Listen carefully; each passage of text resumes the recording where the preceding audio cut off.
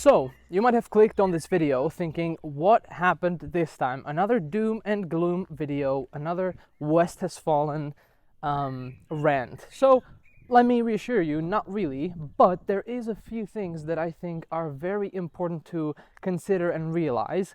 And some of them might have gone under the radar because there's just so many issues that it's difficult to keep track at this point. And so, I'm going to explain in a second what my analogy of cage actually means, why is it actually closing, and then how you can escape it and how you can get ready and make sure that everything will be okay. And so the cage has really three walls. First of them, and this is the one we all experience, is financial. And no need to spend too much time on this one. We all know what's going on. We all know wages have been incredibly low. They haven't been increasing nearly as much as the cost of living and housing. Buying a house is virtually impossible for many people.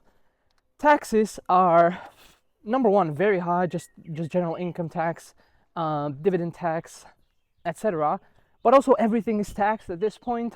Money you make is taxed. When you buy something, you get taxed on the money you buy with. Then when somebody pays you, that gets taxed. Then you buy a property and you pay tax, but for owning it, you need to pay tax yearly. But then if somebody, come on, right? It's a bit of a shit show. So, and the financial issue here is the combination of the difficulty and the culture around it. Well, first and foremost, again, taxes and cost of living aren't keeping up with the amount of money people are making in general. And again, slow down, hotshot, okay? I know. You can make money, you can make 10K, 20K, 30K, become a millionaire, billionaire. That's okay. We're speaking about the general society, all right, and the life in general. But another issue is it's just the society we've built around it. Number one, everything is subscription now. You don't really own anything unless there is a ding, ding, ding on your account every month. You don't own your music you listen to, like people did back in the day. They buy a CD and you listen to it forever if you want. You don't own the media you listen to. You don't own the movies, the games you play. You don't own the tools that you work with, most likely. Right? Everybody who works remotely, like myself, or runs a business, we have so many different tools. We have our Canva, we have our Calendly and our Zoom and our Slack and our Whisperflow and our Claude. None of it is owned unless ding, ding, ding. And the consumerism is insane as well. Like, everything's designed for you to spend money. Everything's optimized for you to either spend as much attention or as much money as possible. And that's becoming increasingly difficult to avoid, but increasingly difficult to escape in any way. Sure, again, we can all make more money, but that's the first wall. And I think this one is the most obvious, but simplest to overcome in some ways. The second one is autonomous. We have lost a lot of autonomy in the recent years, I would say, right? From our just general freedoms, freedom of speech in some places, like people are getting arrested for tweets in the UK. I mean, I don't really understand how that works. All the way up to our financial freedoms. People want to withdraw money, their own money, and they need to provide a reason what for. It's ridiculous. It's ridiculous, right? Surveillance constantly increasing, and everything is just becoming so much more difficult to manage and keep up with, etc. Right? Now, obviously, with all the big plans, digital ID, CBDCs, I mean, that's been a topic for a few good years now, but still, we see where this is headed. And the last one, and this is the biggest one of them all, the last one is psychological and mental. And that's because as human beings, we all know we're very adaptable. We can get used to pretty much anything. We can get used to a lot of things, regardless of how terrible they are. We can get used to them. And this does not just apply to environments and temperature, but anything really. Again, we're very adaptable. We all know the story of the frog Or if you throw a frog into a pot of boiling water, it jumps out. It's shocked. It feels the heat, and it just gets out, right? Because otherwise it's gonna burn alive, obviously. But if you put a frog in a pot of water that's normal temperature and then slowly turn it on and start boiling, the frog, because there's no sudden shock, it's not gonna get out and it's gonna get boiled alive, right? And the point of that being, I think that's the biggest one of all, because of this exact principle. If a government or if an organization or whatever try to impose the last 5 years and the following 5 years of regulations, restrictions, violations of privacy, violations of freedom, people would not have it. They'd just say, hell no. They would strike and they would protest and it would be impossible. But if we just go one by one, bit by bit, step by step, nobody will really notice, or very few will. We'll give them enough time to assimilate, to get used to it. Oh, COVID, stay indoors, wear the mask, have your QR code if you want to, do anything, bit by bit, step by step, until we got it all locked in. And this is the third wall. It's comfort. It's familiarity. It's our psychology of just getting used to things and at the same time feeling that change is uncomfortable. Even though it's a change for better, change on its own, it's still uncomfortable, more so than reliability and the constant that's not as good, which is the biggest issue of all. And this is the biggest issue, I would say, one of the biggest, why people stay in their country forever, regardless of how bad it gets, regardless of what happens. I think this is the reason why people stay, because it's just familiar. And then obviously people get delusional over time. It's gonna get better, it's gonna improve, or it's not that bad, or it could be worse, etc. So these are the 3 walls making up the actual prison. Now, the doors are open. Why? Because it's still not that bad. Now, when I say that, it's pretty bad, but it's not as bad as it could be, and it's not as bad as it will get, in my opinion, and it's not just my opinion, really. So the biggest point here is there's still time, and there's still plenty of opportunities, and you have sufficient freedom to take advantage of them. But there's a few things that need to happen, and again, this is just my point of view and what has been very effective for myself and what has helped me. There's going to be plenty of stories out there, plenty of people, plenty of opinions, plenty of ideas.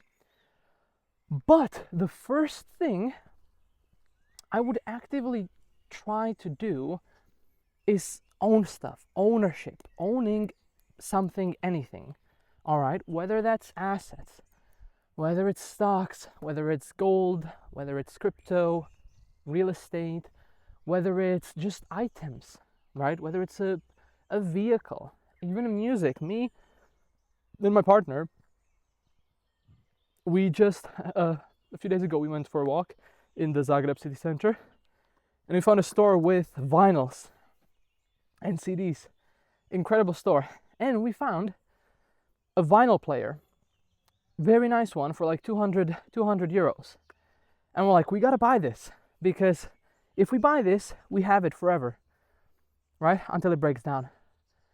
But we have it, we own it, it's ours. And then any vinyl we buy, it's ours, we own it. We can listen to it anytime, no matter what. And so ownership is the first piece of the puzzle, I believe. If you can own stuff, because if you own stuff, that's the only thing that is very difficult to limit. That's a very difficult thing for AI to screw up for you, okay? Your career might be impacted. Costs of things might be impacted. But if you own stuff, you're in a good place. And the more you own and better diversified you are, the better, obviously. The second one And this is the biggest: location freedom. In this day and age, there is more opportunities to work from anywhere than ever before. And if you're not looking into that, if you're not exploring it, considering it, or actively pursuing it, I think you're missing the trick, okay? And now, whether it's working on remote jobs, which there's plenty of, and if you're watching this and you're working, I would go as far to say as there's a big likelihood you'll be able to find something similar to what you're doing remote. But you can tell me, let me know in the comments what you do, and if you haven't been able to. But there is a lot of stuff out there for pretty much anyone. So remote jobs, freelancing, you've got a skill set, hopefully. If not, time to build one. Should have been done yesterday. Freelancing, you can just provide your skills to individuals, businesses, and freelance. Or start a business, become an entrepreneur, etc., etc. And that's a big rabbit hole we don't need to get into. And with that remote freedom, that by far gives you the biggest leverage, because you can go anywhere and still make money. You can escape to a neighboring country, you can go overseas. Like, if you just don't like things, you can bounce and go somewhere else. All right? And the third one is residencies, citizenships, etc., etc. Having those options. Now, is it possible for you today to get up and say, hey, I want to live somewhere else. I'm leaving. Get on a flight, go to a country like, after a bit of research, and then manage to stay there for the next decade? Possible? Yes. Ideal? No. Right? Ideally, you'll have a lot of things sorted before you do that, and you'll be ready, you'll be prepared. And the best thing to do is, if you do have the remote income already, is to start exploring and seeing, hey, where is it good? Where does my euro, my pound, my dollar go further than where I'm at? Where are the taxes much more friendly? Where can I have a better life in general? And start looking, how can I get a visa? How can I get a temporary residence? How long do I need for a permanent residence, since that's the goal for a long-term life? Maybe a citizenship later by naturalization. And so having these options is a big one, right? And if you're curious about like very, very specific of this, I mean, you might have seen, probably have, Mr. Henderson, the digital nomad capitalist, but he goes very in depth into this. Very specific, very high understanding, high level stuff. So I'll jump on and look into it, you know? Plenty of opportunities out there. So the moral of the story is, it is what it is. Where you're at, wherever you're at, might be better, might be worse. But most likely, it's not going to get better anytime soon if you're in one of the main places. The walls are there, some worse than others. There's still time, there's still a window open, there's still opportunity. And again, don't panic, right? I don't want this to be like a doomsday video. Like, it's not, it is deep, but not that much. You've got time. You've got time to prepare. You've got time to build a skill set, to build a remote income, start a business, find a different place, build up your options, decide what kind of life you want to live, and execute that. But be aware of it and make it a priority. Okay, don't neglect it. That's another reason why people usually don't make it out. They just neglect it, right? They put it for later. Oh, we'll do it when I make this amount of money. Oh, now this is happening. Well, we'll do it after, right? They end up staying in the same place, which I think is the worst thing. All right? Because there's so many places out there. Chances are you're going to like some of them more, and some of them will be better for you than where you're at. And so, yeah, consider this. Again, if you're curious about this sort of thing, building a remote income, location freedom, etc., and the Balkans, which for me is the best place in the world, and I can explain why, and I've made some videos on it already. You can join the school free, nothing to sell for now, so you can just extract stuff, become a part of the core community in the beginning, ask any questions and get whatever you need. And yeah, listen, many more videos in the chamber. I've got a few ready for actually building a remote income, getting a remote job, where to get one, what kind of positions are out there. So be on the lookout. And again, consider this.